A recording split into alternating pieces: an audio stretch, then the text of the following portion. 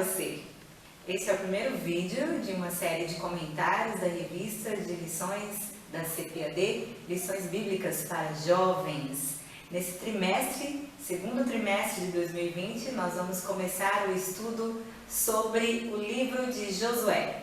Eu sou Keila Leite, professora da Escola Dominical, e será um prazer compartilhar com você o nosso entendimento acerca desta lição.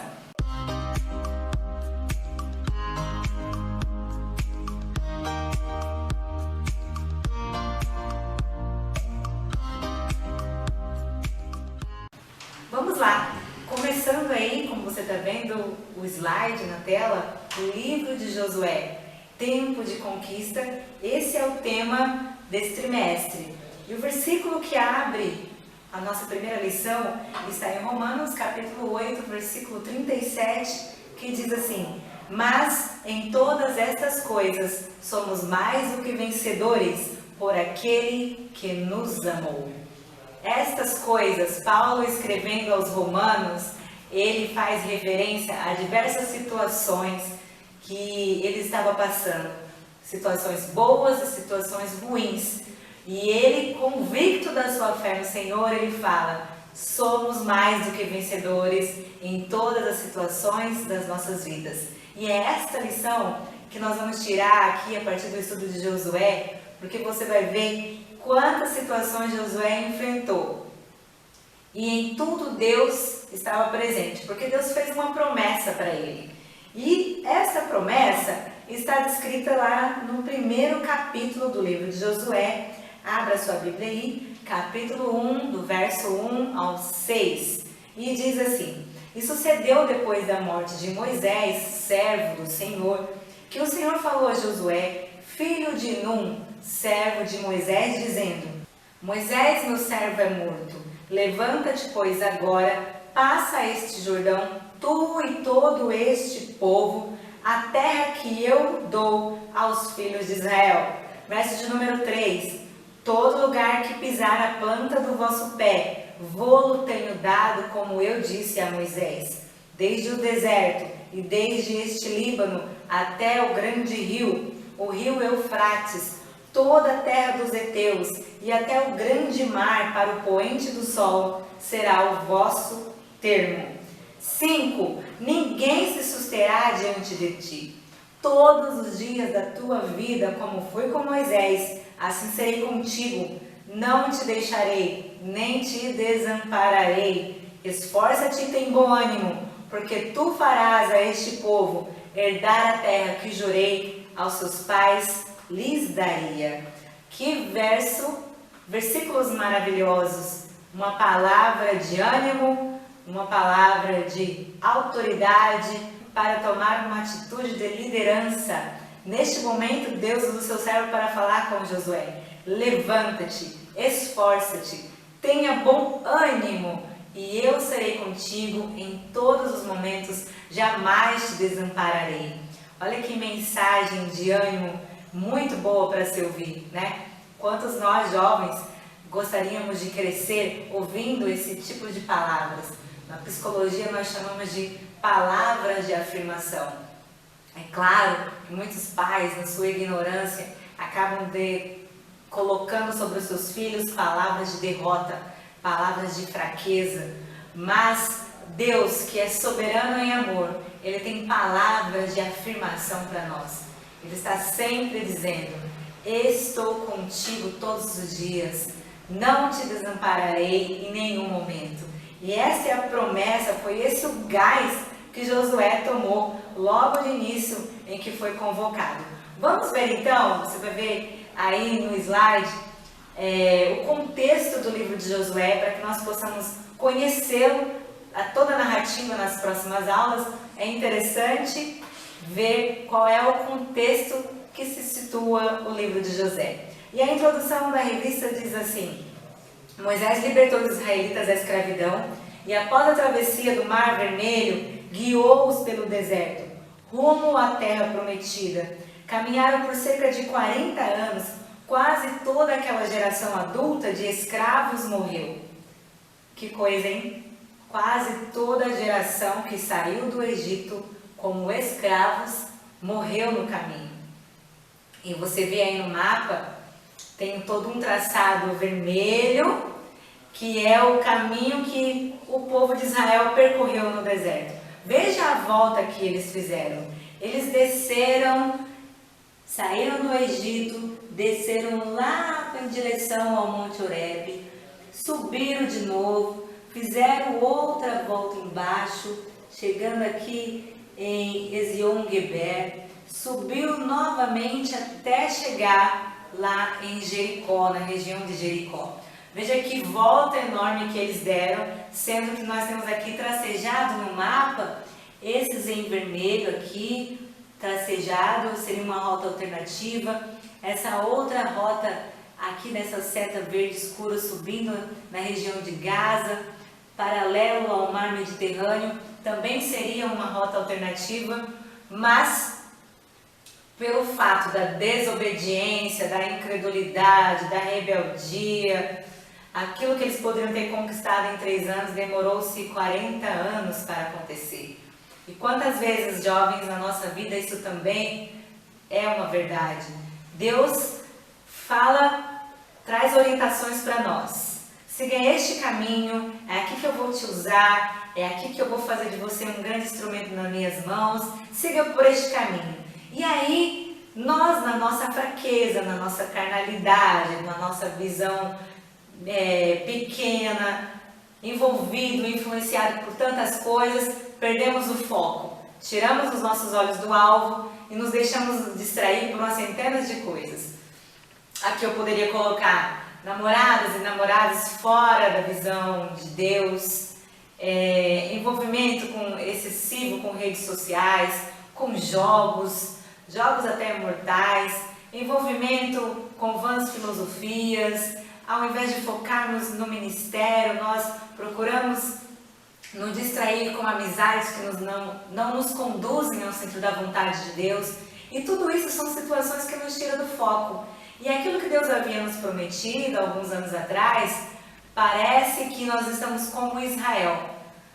O trajeto que seria rapidinho para alcançar o alvo, as bênçãos, a promessa, nós passamos a dar voltas, passando anos e anos, patinando, caindo, levantando, até percebermos, nos darmos conta de que nós mesmos causamos essa situação, esse tardiamento, esse prolongamento de alcançar as promessas de Deus. Então está aqui um exemplo daquilo que nós não podemos fazer.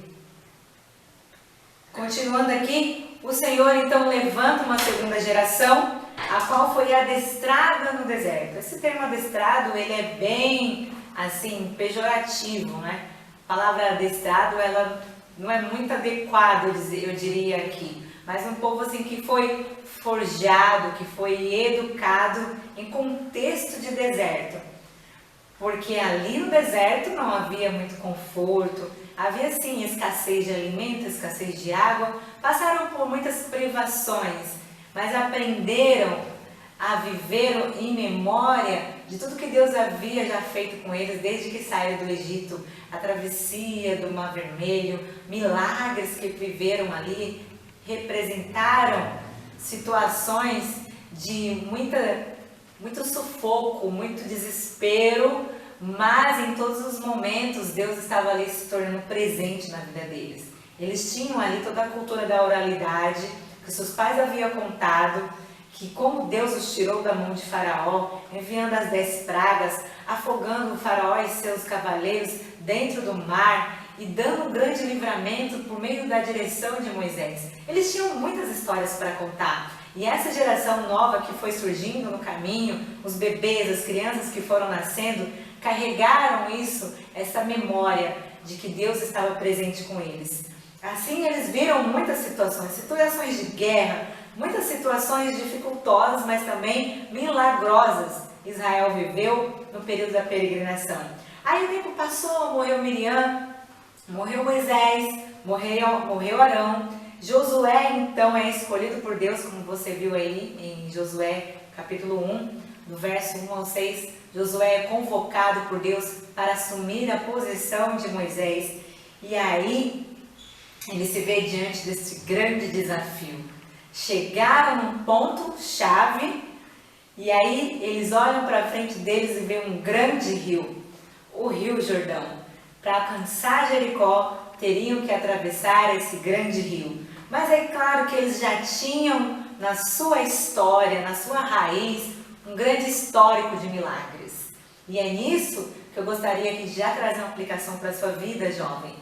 Com certeza você tem uma história de milagres, de bênçãos, de quantas vezes Deus já te guardou de um acidente de carro, de situações de morte. Deus já te guardou de influências de pessoas que usam drogas, influência de prostituição. Deus já te livrou de tantas situações, amizades que te levariam ao fundo do poço. Mas o Senhor em todo tempo esteve te guardando. Você precisa trazer isso à memória, porque diante do obstáculo que nós vivemos hoje, que é essa pandemia em nosso mundo, nós temos a tendência de achar que é o fim, que não há saída, que não há expectativa de nenhuma solução rápida. E é o momento de nós trazermos à memória todas as coisas que Deus já tem feito por nós. Não é momento de nos desesperarmos, mas é momento de confiarmos, porque o Senhor, assim como prometeu a Josué, não te abandonarei, não te desampararei. O Senhor não desampara aqueles que o buscam em sinceridade. Guarde já esta palavra para o teu coração e assim nós finalizamos a introdução e vamos então ao ponto 1 da nossa lição, a visão do livro de Josué. Você está vendo aí no slide um resumo, uma síntese do que é o livro de Josué. Ele faz parte da coleção chamada Livros Históricos. Ele é o primeiro da coleção Livros Históricos. A Bíblia começa com o Pentateuco, que são os 5 primeiros livros escritos por Moisés. Depois, em seguida, inicia a coleção chamada Livros Históricos. Aí, na sequência, Juízes, Ruth, Samuel, Reis, Crônicas, Esdras, Neemias e Esther. Os livros históricos, eles têm o propósito de trazer ao nosso conhecimento a história de vivências do povo de Israel. Todas as situações que eles viveram, que servem como lições para nós. Lições muito preciosas. Eu sei que tem gente que fala assim, meu Deus, para que estudar história? Que matéria chata. Imagine se cada geração que surgisse, nós tivéssemos que começar do zero. Sem ter a cultura que já está alcançada, a cultura já conquistada pela tecnologia, a evolução da tecnologia, do uso dos recursos. Imagine se cada geração nova, se todo mundo morresse de repente, nós tivermos que começar do zero. Como sobreviveríamos? Seria extremamente difícil. Porém, como nós herdamos a cultura dos nossos antepassados, nós vamos ampliando este conhecimento. E é este conhecimento que eles nos deixaram como cultura herdada, a partir daí nós vamos melhorando e aprimorando a nossa visão de mundo e vamos analisando à luz das experiências anteriores tudo que nós vamos vivendo a partir de então. Essa é a contribuição da história. Até porque a psicologia da educação, na teoria de Vygotsky, vai dizer que nós somos seres históricos. Todos nós temos a nossa individualidade biológica, mas também somos uma construção histórica. Todo mundo tem uma vida, tem uma história de vida, uma série de situações que guarda em si vivências, e essas vivências nos fazem únicos, certo? Então eu espero que eu tenha convencido você aí a gostar de história, ou pelo menos a valorizar esse saber. Porque Josué é um livro histórico. E o quanto que essa história tem de ensinamentos maravilhosos para nós. Este livro foi escrito em 1400 a.C., mais ou menos ali no período da conquista de Jericó. Ele continua narrando a história dos hebreus depois dessa peregrinação de 40 anos, ou seja, continuando ali a narrativa do livro de Números. E Josué vai apresentar fatos assim milagrosos, indispensáveis para uma vida cristã saudável. Ele vai mostrar princípios espirituais, os eventos registrados servem para nós como admoestação, ensinamentos e também como conforto para todos os cristãos de todas as épocas. Essa é a beleza da Bíblia, um livro escrito há muitos e muitos anos atrás, mas que a cada dia ela tem aplicabilidade em nossas vidas. Ela é nova a todas as manhãs. Como era o mundo na época da escrita do livro de Josué? Segundo pesquisas históricas que o comentarista daqui da revista coloca, quando Israel transpôs o Rio Jordão, por volta de 1400 a.C., muitos povos já estavam em processo civilizatório, ou seja, estavam se organizando para criar ali uma economia de subsistência. Isso já estava acontecendo no Japão, no Egito, né? Em outros momentos, em outros espaços, aliás. Como diz aqui o comentarista, no Japão, a primeira fase da civilização Jomon chegava a seu apogeu. Em vários lugares da Europa, as populações começaram a erguer vilas fortificadas. No Peru, mais ou menos neste período, foi iniciado o uso de instrumentos e metais. Porém, não havia civilização na América do Norte, sendo que o primeiro povo surgiu no México, os Olmecas, por volta de 1500 a.C. O Império Assírio viria a surgir em 1200 a.C. e somente em 21 de abril de 753 a.C. seria fundada a cidade de Roma.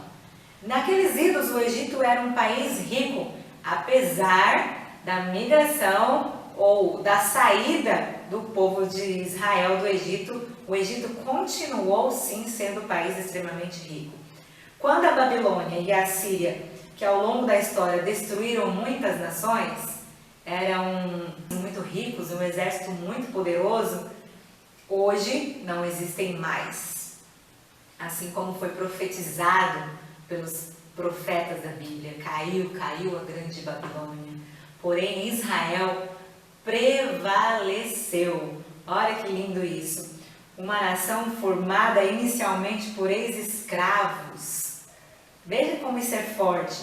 Mostrou ser um projeto que deu certo, sendo atualmente um dos países mais ricos do mundo.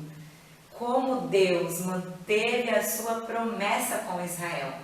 Essa frase que ele coloca aqui, um país formado por ex-escravos. Quando nós pensamos na palavra escravos, logo vem à mente pessoas fracas, debilitadas, sem nenhum conhecimento tático, estratégico, mas sim pessoas que só trabalhavam com a força bruta. Na verdade, Deus levanta pessoas altamente capacitadas ali no meio de Israel para torná-los uma nação. Isso foi o que Deus prometeu para Abrão, quando falou para ele sair de onde ele estava para um lugar onde ele nem sabia onde era, e a partir dele e da sua esposa estéril faria uma grande nação. Nós temos que ficar realmente extasiados com a grandeza e os projetos de Deus a nosso respeito. Nós muitas vezes nos enxergamos de forma assim muito pequenininha, principalmente quando a gente fica nas redes sociais olhando a vida alheia, vendo como as pessoas se promovem, os seus bens, os seus carros, os seus corpos esculpidos. Nós tendemos a nos achar inferiores. Mas não é assim que Deus nos vê. Deus tem pensamentos maravilhosos a respeito de nós, jovens. Deus tem pensamentos grandiosos para nos usar no nosso trabalho, na igreja, em diversas situações.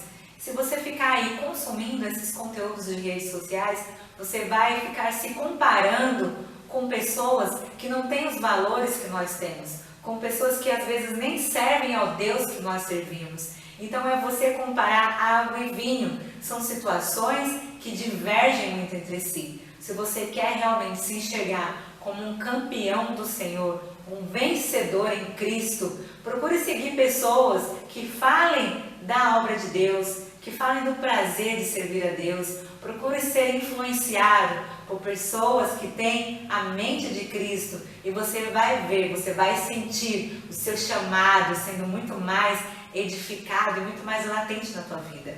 Amém? Bem, Canaã, vamos conhecer aqui o ponto 3, Canaã, conhecer o território, veja no mapa, é um território assim, um pouco estreito, né? Ele tinha aproximadamente 290 quilômetros de comprimento, com 65 quilômetros de largura, e ficava ali próximo do Egito, próximo da cidade de Nínive, a famosa cidade que Jonas se negou a pregar, próximo também da Babilônia, da Pérsia, da Grécia. A Grécia teve uma influência muito grande, principalmente no período do Novo Testamento, com a sua influência da língua e das filosofias. Nós vamos ver isso aí numa situação posterior. Mas a Grécia foi muito importante até para a propagação do Evangelho. Você pode conhecer um pouco mais sobre isso estudando os livros de Atos dos Apóstolos e os Evangelhos em diante. Você vê então que Canaã está muito bem posicionado, estrategicamente muito bem posicionado. A terra prometida era uma estreita faixa de terra ao Oriente Médio, e Deus poderia ter prometido que eles iriam conquistar o mundo, mas não. O Senhor estabeleceu para eles apenas aquele pedaço de terra ali, aquela faixa. Isso seria o suficiente para eles, porque Israel nunca se notabilizou como um povo conquistador, como outras nações. Os hebreus sempre buscaram até os dias de hoje somente a herança prometida por Deus. Isso é muito interessante. Quantas vezes nós, influenciados pela cultura capitalista, vemos esses blogueiros falando, ganhe o seu milhão, conquiste o seu milhão, eu estou feliz porque eu tenho 1 milhão. E essa ganância muitas vezes é só pelo fato de ter, mas não se trabalha o caráter ser. É muito mais válido no reino de Deus amar a Deus acima de todas as coisas, e o amor ao dinheiro é algo considerado desprezível. O dinheiro nos traz sustento, nos abre muitas portas e facilita a vida no dia a dia, mas o amor tem que estar apegado a Deus. E assim, vivendo dessa forma, Deus tem prosperado a nação de Israel. Veja a potência bélica que ela é. Israel domina as maiores tecnologias no mundo, no sentido de armas, estratégias de guerra. Israel é uma grande potência, apesar de ser um território pequeno. Israel é ainda hoje fruto das promessas de Deus e será ainda assim. Muita coisa Israel tem para viver e para reconhecer em breve que Jesus Cristo é sim o Messias que eles esperavam. Assim a gente finaliza aqui o tópico 1 da nossa lição. Vamos lá ao ponto 2 da lição, o propósito, a divisão e o valor do livro de Josué. O livro de Josué tem um propósito de apresentar o chamado de Josué, o milagre da travessia do Jordão, a devoção e obediência do povo, bem como as campanhas militares para conquistar a terra prometida. Além disso, mostra toda a caminhada ministerial de José, bem como apresenta detalhes das muitas batalhas, das condições nas quais a terra não apenas foi conquistada, mas também divididas em áreas tribais. E assim, este é o propósito da história deste livro. O livro está dividido, de acordo com a Bíblia Pentecostal, em algumas partes, praticamente aqui 4 partes principais, sendo que de início o livro começa com o chamado de Josué, depois a preparação para a conquista, depois a conquista efetiva do capítulo 6 em diante, a divisão da terra do capítulo 13 em diante e a mensagem final de Josué, do 23 em diante. E o último capítulo, os últimos versículos ali no capítulo 24, é uma terceira pessoa, lógico, Josué já falecido não poderia escrever sobre a sua morte. Então uma terceira pessoa escreveu neste trecho do livro acerca do seu falecimento. O valor do livro de Josué, que é o ponto de número 3, o valor. O livro de Josué tem um extraordinário valor histórico, porque narra como o povo de Deus atravessou milagrosamente o Rio Jordão. No período das cheias, você já viu o rio em período de cheia? Olha, é muito interessante. Para quem já teve a experiência de rafting, eu já participei de aventuras de rafting, em que a gente passava por locais que tinha marcas assim, muito altas, embaixo de viadutos, o quanto que o rio já teria subido no período de cheia, mais ou menos 20 metros acima, e é realmente muito interessante essa reação da natureza, o rio que sobe, o rio que desce. E Israel passou pelo Jordão no período de cheia, e é assim, o rio ele toma uma outra característica, ele se torna gigante, gigante. Então foi um grande milagre, mas isso aí a gente vai ver nas próximas lições. Assim também vai mostrar a divisão das tribos na Terra Prometida. Por que este livro tem esse valor histórico? Ele tem muitas lições, as narrativas revelam a grandeza de Deus, o cuidado de Deus para com Israel, e é inspiração para muitos longas aí, pessoal que gosta de fazer filmes evangélicos, até novelas, né? Estou colocando aí no slide para você a sugestão do filme Josué, o Hebreu. Tem este filme, tem outros filmes também já lançados, e acho que existe também uma novela da Record, se eu não me engano, mostrando a conquista de Jericó, e é muito interessante, se você tiver tempo de assistir a esses filmes, só para validar aquilo que você já viu na Bíblia, viu? Tem gente que acaba escolhendo assistir as novelas ou as séries para conhecer a Bíblia. Isso é um equívoco. Na verdade, tem que ser o contrário. Primeiro você lê a narrativa bíblica, depois você assiste ao filme e aí você consegue detectar o que o diretor acrescentou para dar mais emoção, para dar mais enredo, para dar mais conteúdo e o que realmente condiz com a Bíblia. Então é uma postura contrária. Primeiro nós lemos a Bíblia, depois assistimos ao filme. Senão nós nos deixaremos ser enganados por invenções e criações humanas que não estão na palavra de Deus. Partindo agora para o ponto 3, antecedentes históricos. Você vê aí os tópicos dessas sínteses, né? O deserto chega ao fim, você vê a foto de uma grande multidão caminhando pelo deserto. Finalmente a promessa estava para ser alcançada. Imagine, a liderança de Josué deu início a um novo tempo, onde não haveria mais a coluna de fogo, nem a nuvem durante o dia, nem o maná cotidiano caindo do céu. Também não brotariam mais águas da rocha. As situações que eles viveram no deserto agora começou a fazer parte da história. Eles estavam prontos para viver uma nova situação, a conquista da Terra Prometida. As promessas que Deus fez para você, elas não chegarão a sucumbirem, elas serão realmente realizadas desde que você mantenha-se no foco. Veja que todos aqueles que estavam desobedientes, pecaminosos, todos ficaram para trás, mas a nova geração que surgiu manteve o foco, manteve centralização ali no Senhor, alcançou a vitória. E isso também já é uma lição que nós podemos tirar para nossas vidas. Eles agora não morariam mais em frágeis tendas, diz aqui o comentador da revista, mas em casas bem construídas, comeriam de toda a bonança da terra de Jericó. Os milagres experimentados durante a caminhada pelo deserto agora tornariam-se mais esporádicos. Porém, Deus estava lhe dando uma terra que mandava leite e mel, algo deles, algo que ali começaria a nação mesmo, surgiria a bandeira até chegar à potência que é hoje. Como os hebreus conseguiram chegar na terra de Canaã? Nós sabemos que realmente foi a mão de Deus operando sobre aquele povo. A nuvem que guiava. Deus guia os nossos passos também, em tudo que nós possamos viver e experimentar de novo. Peça a direção de Deus e Ele vai falar com você. Ponto número 2, as últimas palavras de Moisés.